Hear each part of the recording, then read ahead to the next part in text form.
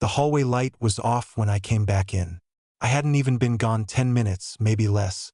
The music was still playing, something with too much bass and not enough melody, and people were still laughing in the kitchen, their voices echoing off the high ceilings like nothing had shifted. But something had. I could feel it.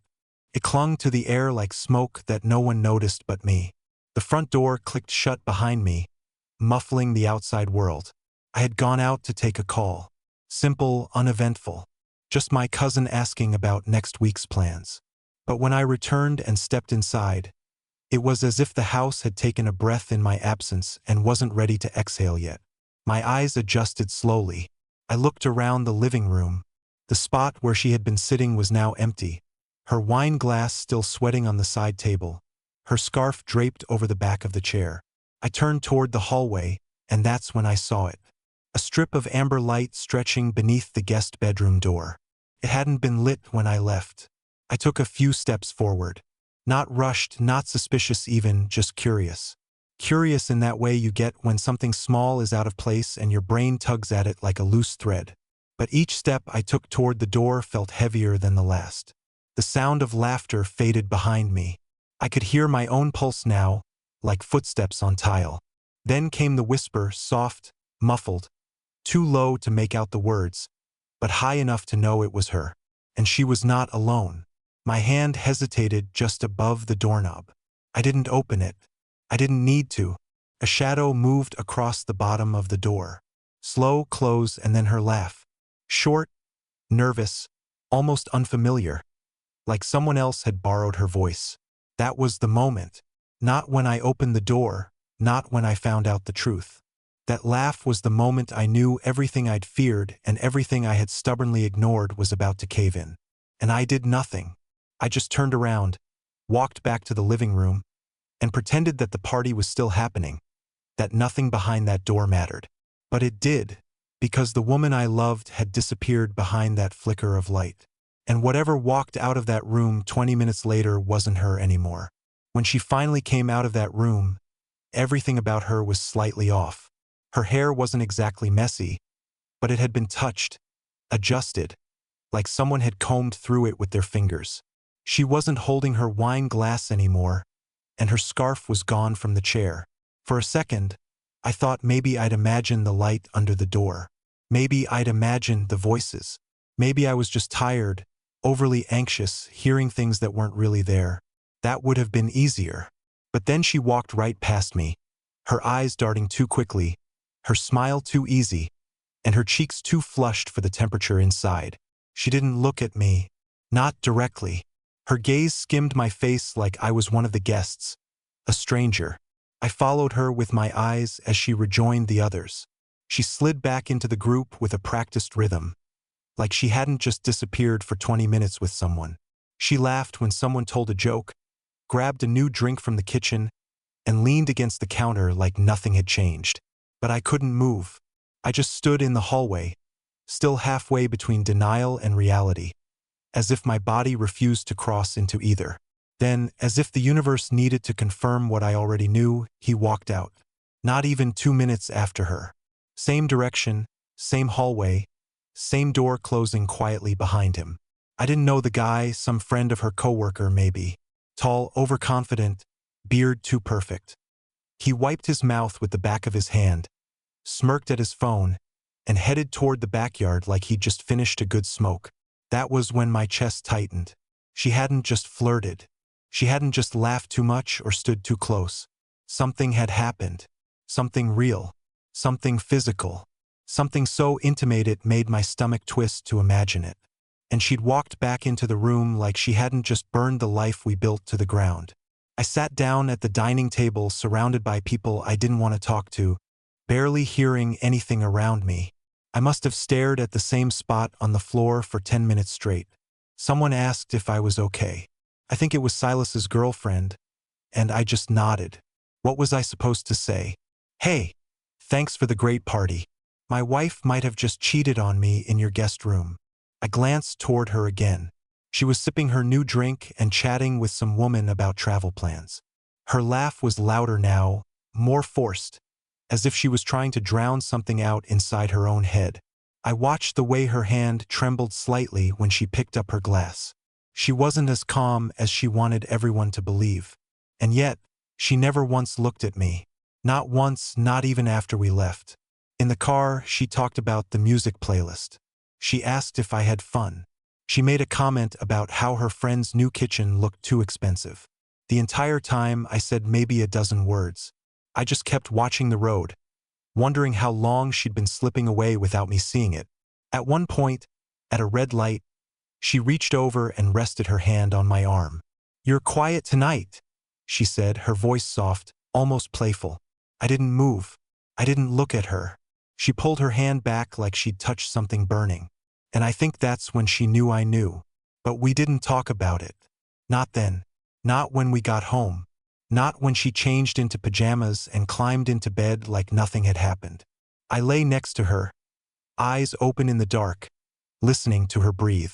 I don't think she fell asleep either. But neither of us said a word. The silence between us wasn't empty anymore. It was full of every truth we were too scared to say. And I don't know which one of us was more afraid. The next morning wasn't filled with dramatic confrontations or broken dishes. No slammed doors, no accusations. It was worse than that. It was quiet. The kind of quiet that hums under your skin and makes your own heartbeat sound like shouting. She made coffee. She always made coffee on Sundays. The smell of it used to be comforting.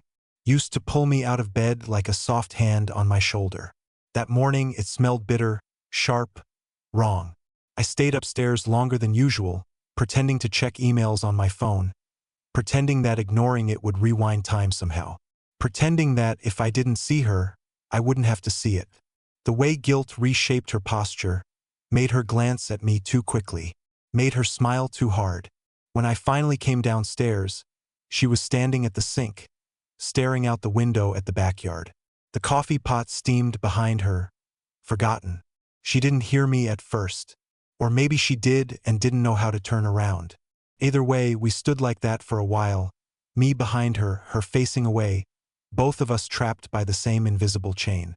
When she finally turned, her face cracked into something that wasn't quite a smile. "Morning," she said. Her voice was too light, too careful, like walking barefoot across broken glass. I nodded. I couldn't even fake a smile back. I just poured a cup of coffee I didn't want and sat at the table, staring at the same backyard she'd been watching. It was overcast. The trees looked gray. A swing set we never used anymore creaked in the breeze. She sat across from me, wrapping her hands around her mug like it was an anchor. She opened her mouth once, maybe twice, like she wanted to say something. Maybe confess, maybe lie. I don't know which would have hurt more. In the end, she said nothing. Instead, she asked about groceries. "Groceries? Do you think we need more cereal?" she said. I looked at her, really looked, and I realized I didn't recognize the woman sitting across from me anymore. She wasn't my wife. She wasn't my best friend. She wasn't the person I'd built a life with. She was just someone I used to know, wearing the same face, speaking the same words. I shrugged. "Get whatever." My voice sounded dead, even to me. The rest of the day passed in fragments. She went to the store. I stayed home pretending to clean out the garage just so I wouldn't have to be around her. Every time I heard the garage door creak open, every time footsteps echoed down the hall, I braced myself for a conversation that never came. Maybe she was waiting for me to confront her. Maybe she was hoping I wouldn't. That night, when we got into bed, the space between us felt enormous. The same bed we'd shared for years suddenly felt too big, too cold. She curled up on her side, facing away from me, her breathing shallow, as if she were trying to shrink herself small enough to disappear. I stared at the ceiling, counting the cracks in the plaster. I remembered a time when we used to fall asleep tangled together, when the feel of her breath against my neck was enough to make me believe in tomorrow. Now, even her presence felt like an absence. At some point, maybe around 3 a.m., she shifted closer. Her hand brushed against mine under the covers. Peace offering. A desperate attempt to pretend that if we just touched, everything would realign. I pulled my hand away. Slow, quiet, final. She didn't try again. And in the darkness, with the house silent around us, I realized something terrifying. You don't lose someone all at once. You lose them slowly, breath by breath, blink by blink, until one day you wake up and realize the distance between two pillows is wider than the ocean. And no one is brave enough to build a bridge anymore. Monday came like a hammer. I dragged myself through the morning routine, every move feeling heavier than it should have been. Shower, shave, dress, breathe, pretend. I left before she woke up. Or maybe she just stayed in bed long enough to avoid seeing me. Either way, I drove to work with a hollowed-out feeling in my chest, like someone had scooped out everything soft inside me and left nothing but the shell. At work, I must have looked like a zombie. My boss asked if I was okay. I mumbled something about allergies. People smiled at me in the hallway, and I smiled back without even knowing why. I answered emails. I sat in 2 meetings. I stared at spreadsheets and didn't understand a single number on the screen. My body was there. My mind was still back in that hallway, outside that door, listening to a laugh that didn't belong to me anymore. I didn't check my phone all day. I didn't want to see a message from her asking if I wanted something for dinner. I didn't want the fake normal. I didn't want any of it. So I worked late, long after the lights in the other offices had gone dark. I sat at my desk until the hum of the vending machine was the only sound left, just so I wouldn't have to go home. When I finally couldn't justify staying any longer, I drove home with the windows down, letting the cold night air slap me awake. The house was dark when I pulled into the driveway. No porch light, no warm glow from the windows, just a silent, waiting emptiness. Inside, it smelled like her shampoo, coconut, and something else. For a second, I almost called out to her. Some leftover habit from a time when home was a safe place. But my throat closed around the words. I found her sitting on the couch in the living room. She had a blanket wrapped around her legs and was staring blankly at the TV. A cooking show was playing on low volume, but her eyes weren't following it. They were dull, glassy, lost. She looked up when I walked in, but she didn't smile, didn't say hi. She just looked at me the way you look at someone across a train platform, far away, unreachable. I thought about asking her if she wanted to talk. I thought about asking her why. I thought about asking who, but all the words got stuck somewhere between my brain and my mouth. They felt too big, too jagged. If I said them out loud, they would tear everything apart even faster. So instead, I sat down in the chair across from her, separate, distant. I kicked off my shoes, leaned my head back against the cushion, and closed my eyes. She turned off the TV. After a while, the room fell into a thick, heavy silence, the kind that presses down on your chest until breathing feels like work. I could hear her shifting under the blanket, could hear the soft hitch of her breath, like she was trying not to cry. I stayed frozen in my chair, my arms limp at my sides, feeling like a coward. How do you ask someone why they chose to destroy you? How do you say, "I know," without begging them to lie to your face? Maybe part of me didn't want to hear her confirm it. Maybe part of me thought if we both kept pretending hard enough, the truth would dissolve into the air, thin out, blow away like smoke from a candle snuffed too soon. But candles once extinguished don't relight themselves. And sitting there in the dark, pretending we could warm ourselves with the ashes felt more pathetic than anything else. She finally broke the silence. "I was drunk," she whispered. So quiet I almost thought I imagined it. I opened my eyes. Her face was buried in the blanket, but her shoulders were shaking. I didn't answer. I didn't trust myself to, because the part of me that still loved her wanted to believe it. Wanted to say, "It's okay. We'll get past this." And the part of me that knew better, the part of me that had stood outside that door hearing her laugh, knew it wasn't about the alcohol. It was about the choice. And no amount of excuses could change that. She didn't say anything else after that. Just those 3 words, tossed out into the dark like a scrap of paper on a raging sea. I was drunk. As if that could explain everything. As if that could rewrite the sounds I heard through that door. Erase the way her voice had changed, sweet and low for someone else. I sat there staring at her. My hands rested on my knees, fingers digging into the fabric of my jeans. It was like my body needed to hold on to something, anything, to stop myself from unraveling completely. I watched her cry into the blanket. Small, stifled sobs that she tried to hide. And I hated her for it. Hated that even now, part of me wanted to get up, cross the room, and pull her into my arms. Wanted to tell her it was okay, that we could fix it, that it was just one stupid mistake. But it wasn't just a mistake. Mistakes don't hide behind locked doors. Mistakes don't laugh with someone else while your husband stands 2 rooms away. Mistakes don't make you come out brushing your hair back into place like you're adjusting your armor. She wiped her face with the sleeve of her sweatshirt. I could hear her swallowing back the last of her sobs. When she finally looked up at me, her eyes were red and swollen. But there was something else there, too. Fear. Not the kind of fear you have when you're sorry.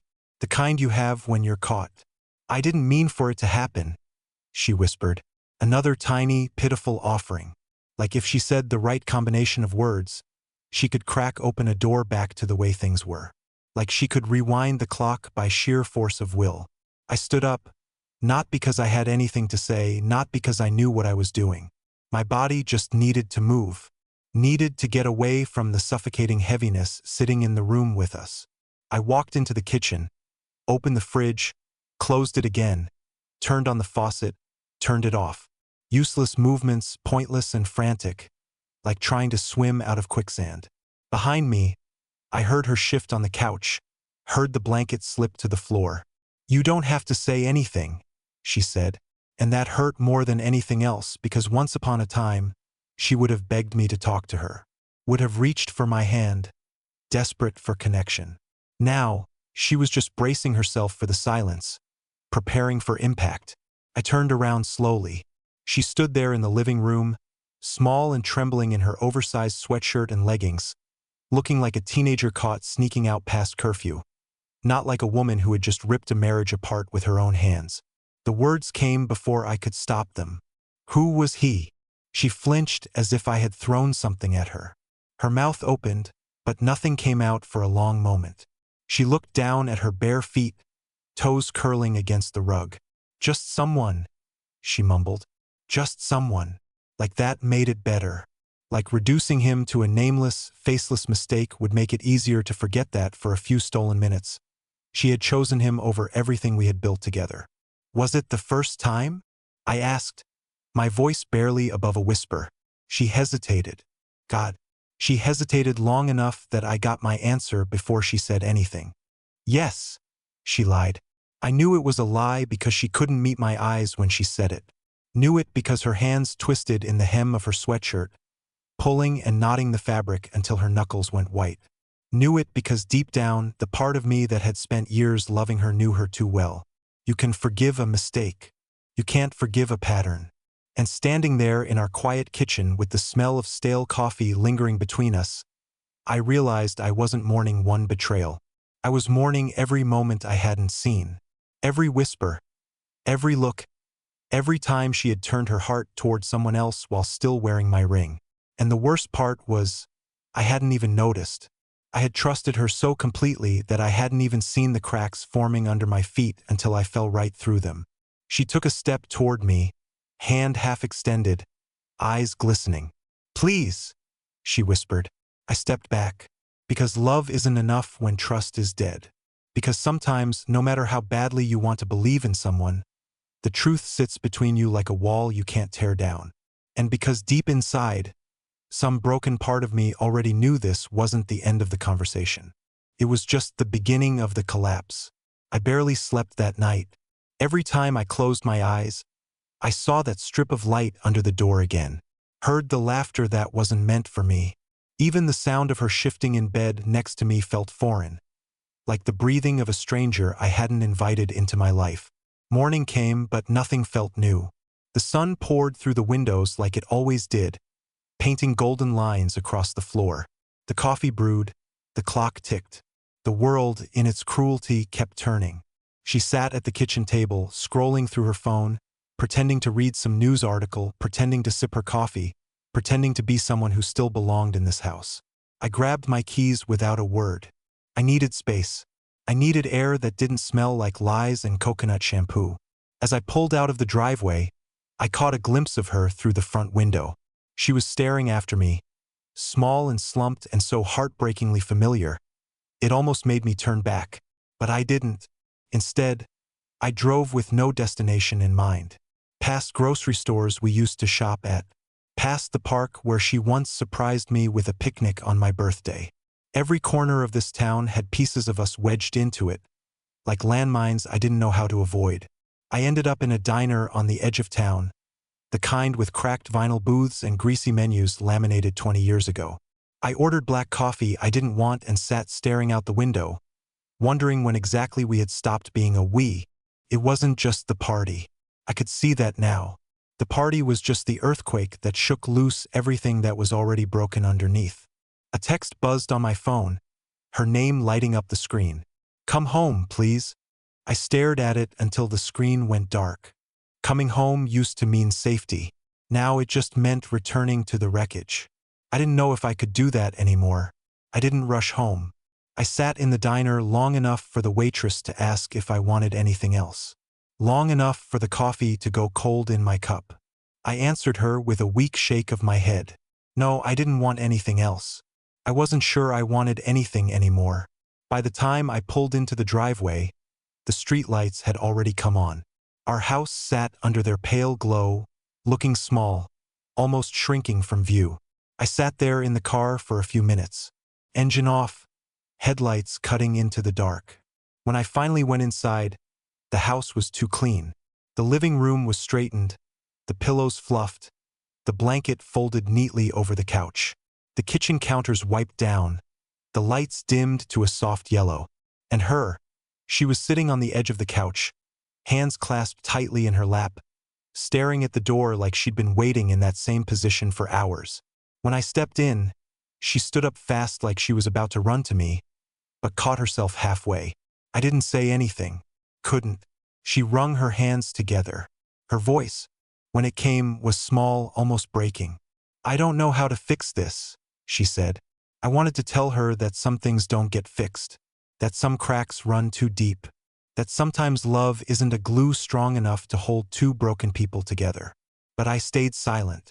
The air between us felt heavy, almost liquid, thick with everything we weren't saying. She took a shaky breath. "I'm sorry. I didn't mean to hurt you." Another line rehearsed too late. I nodded, but it didn't mean forgiveness. It just meant I heard her. She stepped closer cautiously, like approaching a wounded animal. I didn't move. Maybe part of me wanted to see if she would close the distance. Maybe part of me wanted to see if she even could. She stopped a few feet away, wringing her hands, eyes full of fear and regret, and something deeper I hadn't seen in a long time. Hope. Not the naive kind we had when we were young, but the fragile, desperate kind that blooms only after everything else has been torn down. "I want to try," she said, her voice cracking.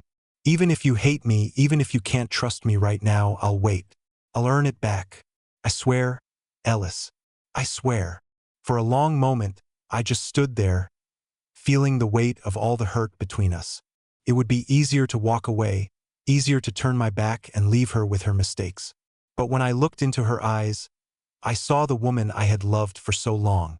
Not the perfect version, not the dream, but the real one. Flawed, scared, and begging for a chance. And maybe somehow I realized I wanted to fight for her. Not because what she did was okay. It wasn't. But because what we had was bigger than one terrible choice. I stepped forward, slow, uncertain, until there was no more space between us. I reached out and took her hand, feeling it tremble in mine. Her face crumpled, tears spilling down her cheeks. But for the first time in days, she smiled. A real, broken, beautiful smile. "We can't pretend it didn't happen," I said softly. "I know," she whispered. "And it's going to take a long time." "I know," she said again, squeezing my hand tighter. We stood there in the wreckage of our life, holding on to each other like two people who had survived a storm. Maybe we wouldn't make it. Maybe we would. But for the first time in a long time, we were standing in the same place, facing the same direction. And somehow that felt like a beginning. Not perfect, not easy, but real.